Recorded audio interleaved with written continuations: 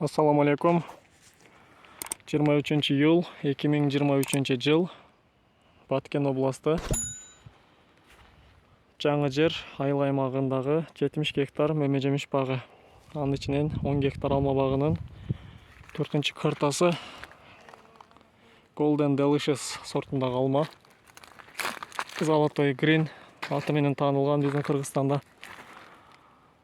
3-нчы жылдык 3 жашар алмалар, 4-нчы вегетационный период. 3,5 жыл дегенде алган мөмөлөрү алмалардын.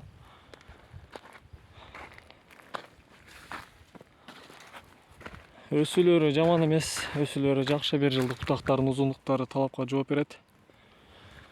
Бирок кээ бир жердин топурагы дагы шагылдуу болгон үчүн, кумдуу болгон үчүн жакшы өсө алган эмес. Тамчылап сугар системасы менен жабдылган. 2 капельницанын арасы 50 сантиметр. 1 саатта 2 литр суу тамчылайт. Ото чөп бак чоң болгон үчүн ото чөп менен күрөшүүдө бир аз проблемалары бар. Жетишпей атышат. Бирок жалпысынан бактын абалы жаман эмес. Анан суюлтууда бир аз маселе бар. Суюлтууда дагы бир аз азыраак суюлтулуп калганда тилекке каршы. Ошол үчүн мөмөлөрдүн кээ бирлери кичинекейирээк, сапаты бир аз төмөнүрөөк.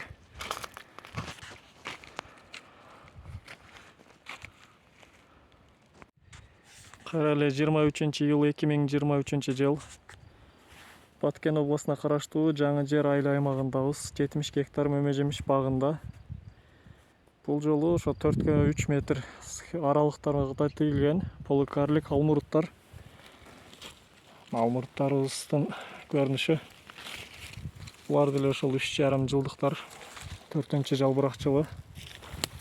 Алмуруттар бактериялык күйүк деген илдетке, ооруга чыдамсызыраак болушат. Карай тургандар ошол бактериялык күйүк оорусунун симптомдору, калдыктары. Аны пайда кылган Erwinia mellifera деген бир бактерия. Бул бакка дагы эрте жазда түшө баштаган мезгилде биз дарылап сактап калганга аракет кылдык. Азыркы абалы жакшы эле. Жайкы бутоосу ишке ашырылды. Селена Бреска. Селена Брескада тарактардын ашыкча бутактары түгүнөн алым салынат, суюлтулат. Өтө ашыкча узун өсүп аткандар кыскартылат. Дарактын ички бөлүгүнө жарыктын дагы жакшы кирүүсүнө жана фотосинтездин дагы жакшы аткаруусуна, дарактын ички бөлүгүндөгү мөмө бүчүрлөрдүн пайда болуусуна себепчи болот да, жардам берет.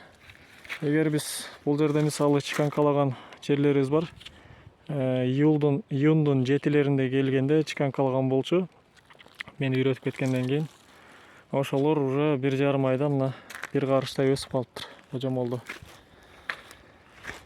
Жада калса кээ бирлеринде, кээ бир алмурут дарактарында чыканкалагандан кийин ошол кесилген жерлерден кийинки жылы мөмө бере турган мөмө бүчүрлөр да пайда болгон. Бардыгында бирдей таасир көрүлгөн эмес, бирок жалпысынан андай учурларда жок эмес. Ото чөп бир аз маселе. Буга дагы эми жакшы бир жол менен күрөшүү жолун издеп табабыз буюрса. Бул жерде божомолду 5-6 миңдей дарак бар. 5-6 миңдей дарак бар.